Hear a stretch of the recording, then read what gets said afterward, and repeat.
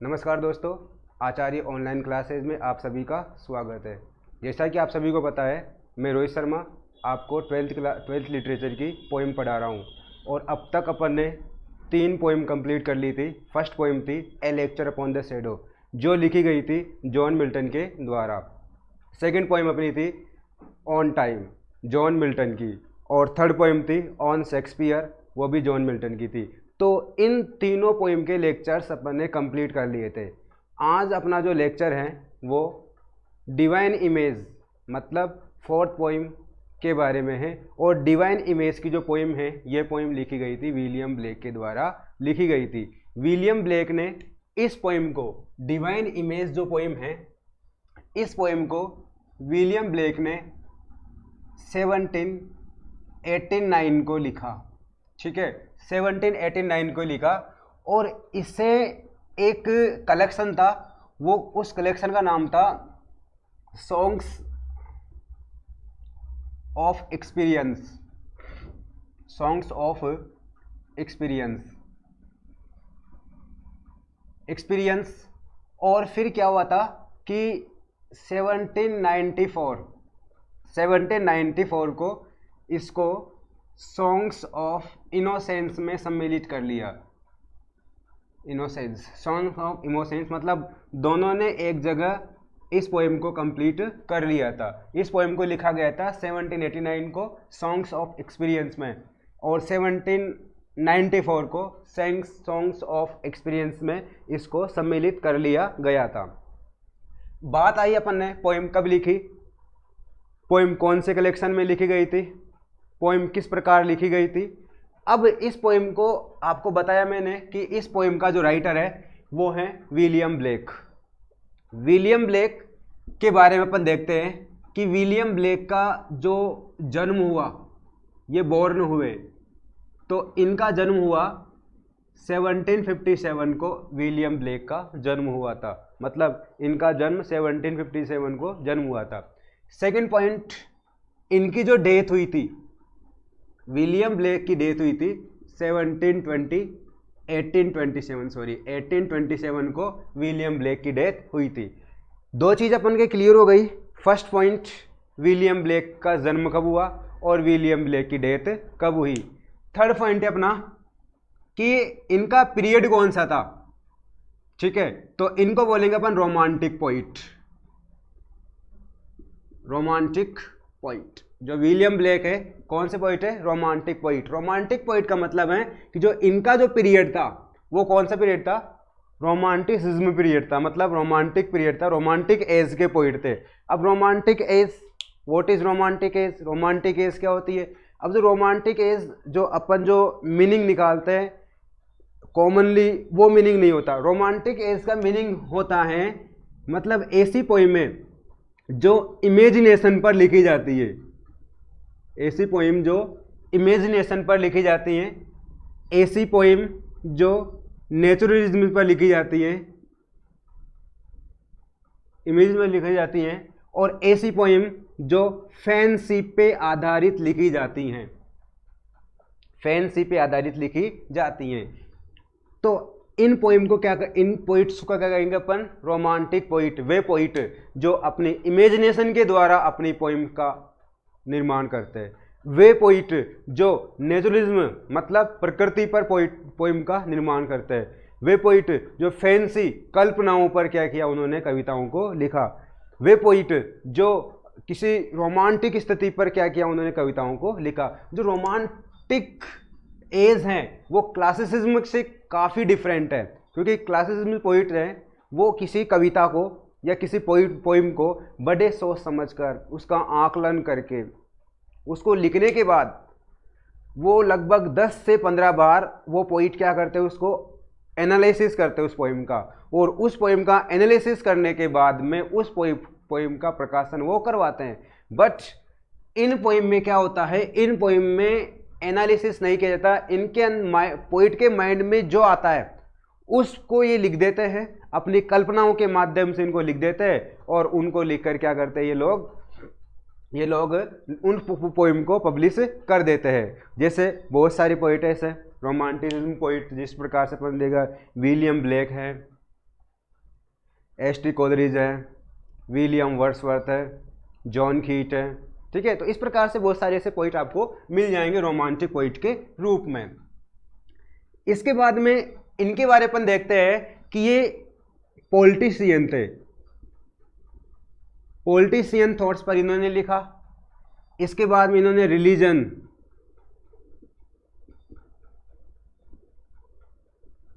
पर इन्होंने लिखा। इसके बाद में इन्होंने लिटरेचर पर लिखा।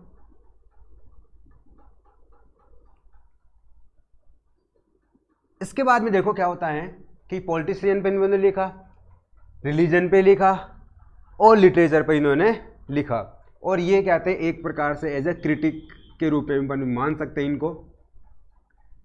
इसके बाद में जो इनकी जो इमेजिनेशन, तो ये क्या कहलाते हैं, most imaginative poet. Imaginative poet, imaginative poet क्यों? क्योंकि इन्होंने एक,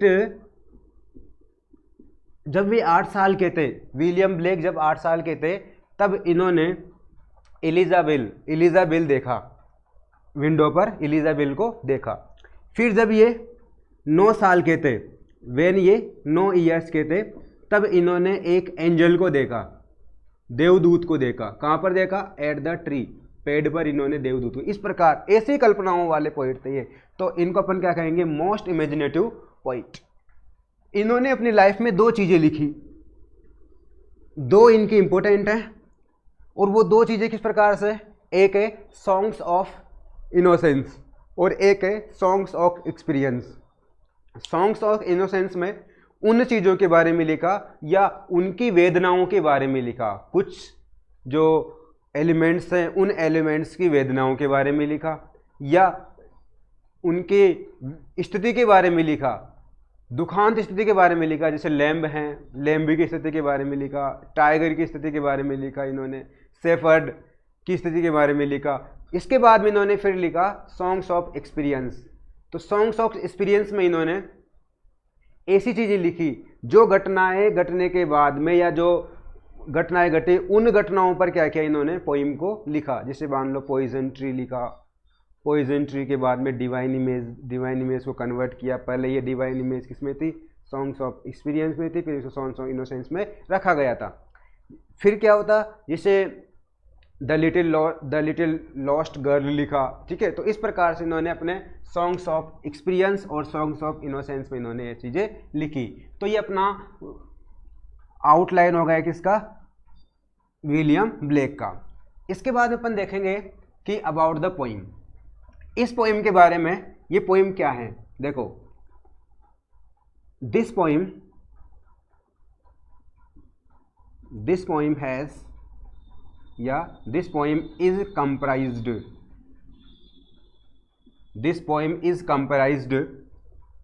5 stanza with 5 stanza in a quatrain each. मतलब इसमें 5 स्टेंजा हैं और प्रत्येक स्टेंजा में कितनी लाइन है, 4 लाइन है। 5 स्टेंजा हैं और प्रत्येक स्टेंजा में 4 लाइन है। इसके बाद अपन देखते हैं, ये पोइम बिल्कुल सिंपल है, simple and direct addressing, simple and direct addressing. एक है रिटोरिक स्टाइल के अंदर इसको लिखा गया है,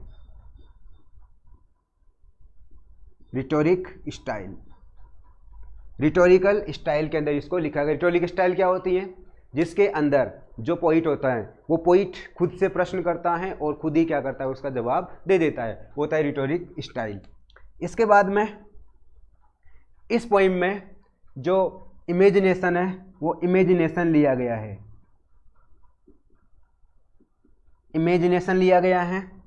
और पोइट किसको एड्रेस करता है, गॉड को एड्रेस करता है, गॉड को एड्रेस करता है किसके रूप में, मैन के रूप में। और मैन की क्वालिटी किससे बताता है, वो mercy, pity, love and peace, इन चीज़ों को यहाँ पर पॉइंट हमें बताता है और इनके बारे में ही बताता है। अब आते हैं समरी ऑफ द पोइम। इस पोइम में राइटर क्या करता है, विलियम ब्लेक क्या कहते हैं। देखिए जो पोइम है, इस पोइम में विलियम ब्लेक बताते हैं कि जब व्यक्ति उदास होता है या व्यक्ति निराश अवस्था में होता है तो व्यक्ति प्रार्थना करता है, या व्यक्ति के पास में दुख होता है, व्यक्ति दुखी होता है तो व्यक्ति प्रार्थना करता है। व्यक्ति प्रार्थना किसके लिए करता है कि मेरा अच्छा हो, मेरा भला हो, या मेरे साथ स्थिति अच्छी हो जाए। जिस प्रकार से वो प्रार्थना करता है, उससे कोई गलत काम हो गया तो गलत काम होने के बाद वो प्रार्थना करता है कि भगवान मुझे माफ़ कर देना। माफ़ करने के बाद किसी व्यक्ति से दया की आशा करता है, दया की आशा करने के बाद में किसी व्यक्ति से वो प्रेम की आशा करता है, और प्रेम की आशा करने के बाद में अपने अंदर होने वाली शांति को वो स्थापित करने का प्रयास करता है। तो इस प्रकार से वो बताता है कि जो मर्सी, पीटी, लव एंड प्रेम, ये सभी भगवान के गुण हैं, मतलब गॉड के गुण हैं, और इनको गॉड के रूप में माना गया है। और जो व्यक्ति इन गुणों को स्थापित करता है अपने अंदर, वही व्यक्ति भगवान का रूप माना जाता है, क्योंकि उस व्यक्ति के अंदर इस प्रकार के गुण स्थापित होते हैं।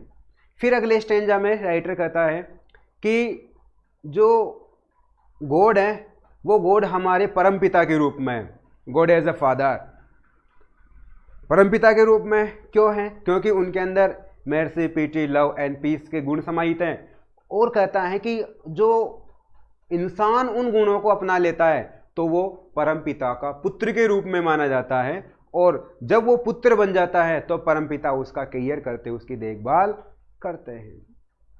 फिर नेक्स्ट स्टेंजा में जो राइटर है वो राइटर कहता है जो mercy, pity, love and peace है, ये सबसे पहली बात वो मर्सी को बताता है मानव के हृदय के रूप में। जब मर्सी होती है, व्यक्ति के अंदर करुणा होती है, तो मानव के हृदय से झलकती है। आदमी किसी व्यक्ति के पास सहायता के लिए जाता है तो उसके अंदर करुणा होनी चाहिए, तो वो उसके हृदय में होती है। इसके बाद में क्या होता है कि दया की बात आती है तो दया व्यक्ति के चेहरे पर दिखाई देती है। व्यक्ति का चेहरा बता देता है कि व्यक्ति कितना दयालु है, कितना अच्छा व्यक्ति है, कितना भोला व्यक्ति है, तो वो एक व्यक्ति का चेहरा बता देता है कि व्यक्ति कितना दयालु है।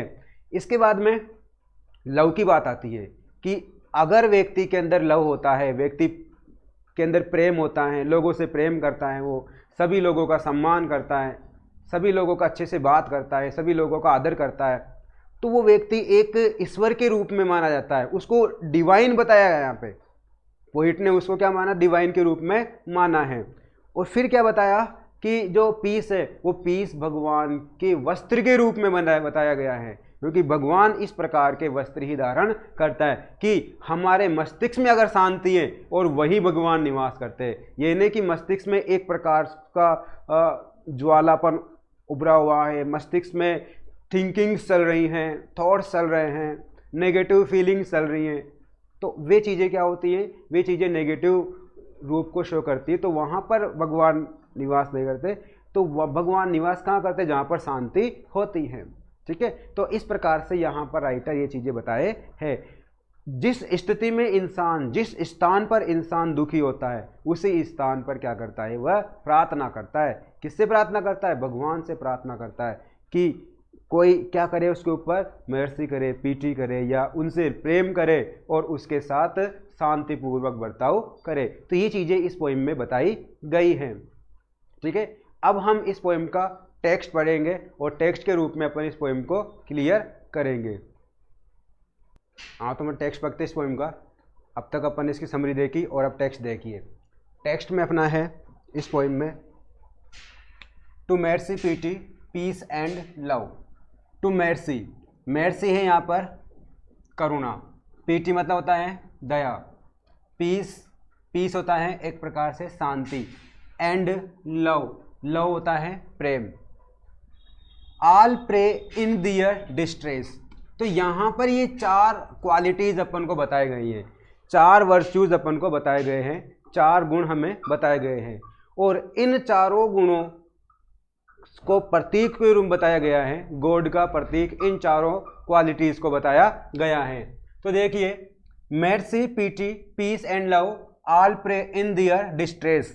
डिस्ट्रेस का अर्थ यहाँ पर वरी, चिंतित होना। अगर कोई व्यक्ति चिंता में होता है, दुखी होता है या परेशान होता है, परेशानी में होता है, तो वह इंसान क्या करता है? प्रार्थना करते हैं। जब लोग परेशानी में होते हैं तो वो लोग क्या करते हैं? प्रार्थना करते हैं। किससे प्रार्थना करते हैं? फॉर टू mercy, अर्थात दया के लिए प्रार्थना करते हैं। पीटी, करुणा के लिए प्रार्थना करते हैं। पीस, शांति के लिए प्रार्थना करते हैं। एंड लव, और प्रेम के लिए वो लोग प्रार्थना करते हैं। जब लोग परेशानी में होते हैं या दुखी होते हैं तो वो लोग ईश्वर से प्रार्थना करते हैं कि उन पर कोई व्यक्ति दया करे, कोई व्यक्ति उन पर करुणा दिखाए, या कोई व्यक्ति उनको शांति प्रदान करे, या वो प्रार्थना करते हैं कि कोई तो उससे प्रेम करे जिससे वो अपनी दुखी अवस्था से बाहर निकल सके, अपनी उन्माद अवस्था से वो व्यक्ति क्या कर सके? बाहर निकल सके। इसके बाद अपन देखते हैं and these virtues of delight. These virtues of delight, यहां पर दीज किसके लिए लिया गया है? दीज लिया गया pity, peace and love. These होता है ये, वर्च्यूज मतलब गुण, ऑफ डिलाइट ये आनंद के गुण होते हैं। ये किसके गुण है? आनंद के गुण है। कौन कौन से आनंद के गुण है? mercy, pity, peace and love, ये आनंद के गुण हैं। और ये आनंद के गुण जैसे ही व्यक्ति अपनी दुखी अवस्था से बाहर निकलता है, क्योंकि व्यक्ति के पास क्या पहुंची? mercy पहुंची, पीटी पहुंची, पीस पहुंची या लव पहुंचा, प्रेम पहुंचा। और जैसे ही वो व्यक्ति अपनी दुखी अवस्था से बाहर आया तो रिटर्न तो उसने प्रदान की दियर थैंकफुलनेस, और उसने उनका धन्यवाद प्रदान किया, या उनका धन्य उसने प्रदान किया। अर्थात इसमें बताया गया है कि जैसे जब किसी व्यक्ति को किसी mercy, दया, करुणा, शांति, प्रेम की आवश्यकता होती है तो वो क्या करता है?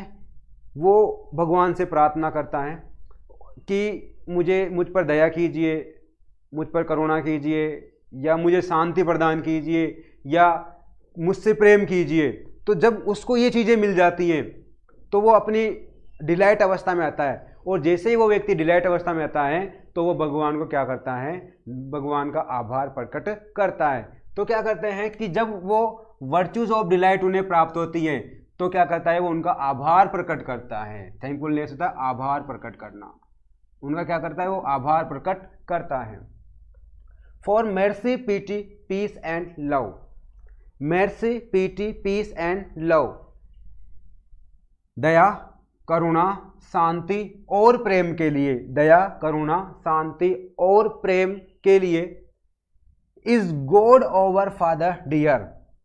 अर्थात यहाँ पर बताया गया है कि जो भगवान हैं, ईश्वर हैं, वे ईश्वर को प्रतीक माना जाता है।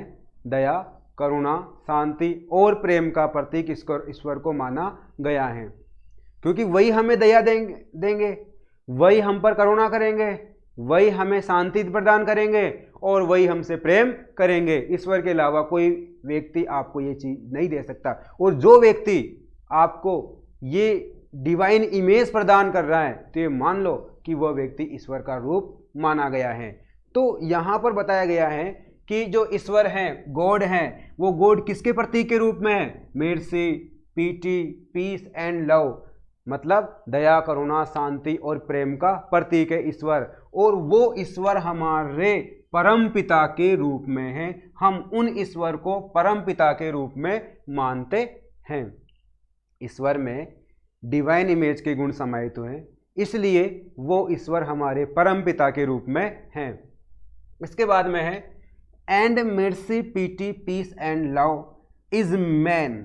अगर ये क्वालिटी किसी व्यक्ति में आती हैं तो वह व्यक्ति उस ईश्वर का चाइल्ड माना जाता है, वह व्यक्ति उस ईश्वर की संतान मानी जाती है।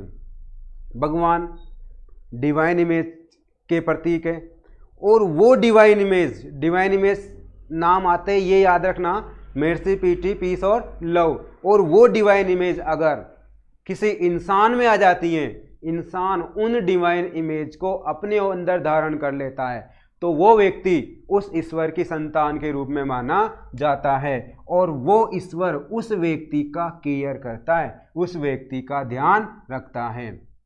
इसके बाद देखिए, for mercy has a human heart, mercy has a human heart, mercy has a human heart. यहाँ पर बताया गया है जो दया है, ह्यूमन हार्ट, वो मानवीय हृदय के रूप में है। दया कहाँ से झलकती है? मानवीय हृदय से। जब कोई व्यक्ति सड़क पर या कोई व्यक्ति किसी परेशानी में होता है तो एक मनुष्य के अंदर दया की भावना उत्पन्न होती है। वो दया की भावना दिमाग से उत्पन्न नहीं होती, वो दया की भावना उत्पन्न होती है उसके हृदय से। जब अगर किसी व्यक्ति के मस्तिष्क में दया की भावना उत्पन्न होती है या उसके माइंड में दया की भावना उत्पन्न होती है तो वो दया नहीं होती। अगर उसके दिल से दया की भावना सामने आती है, वो दिल से किसी व्यक्ति पर दया करता है तो वो वास्तव में मर्सी मानी जाती है। तो mercy has a human heart, जो दया होती है वो मानवीय हृदय के अंदर होती है, मानवीय हृदय से झलकती है। पीटी अ ह्यूमन फेस, और यहाँ पर जो करुणा है वो करुणा एक व्यक्ति के चेहरे से स्पष्ट झलकती है। कोई व्यक्ति परेशानी में होता है और वह किसी व्यक्ति पर करुणा करता है, तो जैसे वो व्यक्ति करुणा करता है तो उसके चेहरे पर अपने आप दिख जाते कि व्यक्ति को करुणा हो रही है, यह व्यक्ति करुणा दिखा रहा है। इसके बाद में है and love the human from divine, और जैसे ही वो उस व्यक्ति ने दया की, करुणा किया, अगर वो व्यक्ति आपसे प्रेम कर रहा है, प्रेम से बात कर रहा है, प्रेम से कोई काम करने के लिए आपको कह रहा है या प्रेम से आपको कोई बात समझा रहा है, तो ये मान लो कि वो व्यक्ति डिवाइन इमेज के रूप में है या डिवाइन के रूप में है। वो आपके लिए एक देवता के रूप में है, आपकी हेल्प कर रहा है, प्रेम से आपसे बात कर रहा है, प्रेम से आपकी सहायता कर रहा है या प्रेम से आपको समझा रहा है, हर काम आपको प्रेम से कर रहा है। तो ये मान लो कि वो व्यक्ति आपके लिए देव के रूप में है, देवता के रूप में है। तो यहाँ पर बताया गया है love the human from divine, जो प्रेम है वो प्रेम एक व्यक्ति में देवता का गुण समर्पित करता है या प्रेम व्यक्ति में देवता के गुण को समर्पित करता है। या इसके बाद में है and peace the human race, और अगर शांति होती है व्यक्ति के मस्तिष्क में या व्यक्ति की लाइफ में शांति होती है, द ह्यूमन रेस, वह इंसान का क्या मानी जाती है? वो इंसान का आवरण माना जाता है, वस्त्र माने जाते हैं, इंसान के वस्त्र माने जाते हैं। तो यहाँ पर अपन ने देखा कि जो ह्यूमन रेस है, जो पीस है, भगवान जो शांति है, उस शांति को ही भगवान धारण करना पसंद करते हैं। अशांति को भगवान धारण नहीं करते कभी भी, भगवान हमेशा धारण करेंगे, शांति को धारण करेंगे। तो बाइबल में जो लिखा गया है वो लिखा गया है कि जो मर्सी है, पीटी है, पीस है और लव है, यही एक ईश्वर का या क्राइसिस का मुख्य आवरण माने जाते हैं। तो जो गॉड का जो आवरण है वो पीस माना जाता है। और जैसे ही किसी व्यक्ति ने अपनी लाइफ में शांति को धारण किया तो वो व्यक्ति क्या कर रहा है, उस व्यक्ति के लिए जो शांति है वो ह्यूमन रेस के रूप में मानी गई है। तो यहाँ पर अपन ने देखा कि मर्सी को किसके रूप में माना? ह्यूमन हार्ट के रूप में।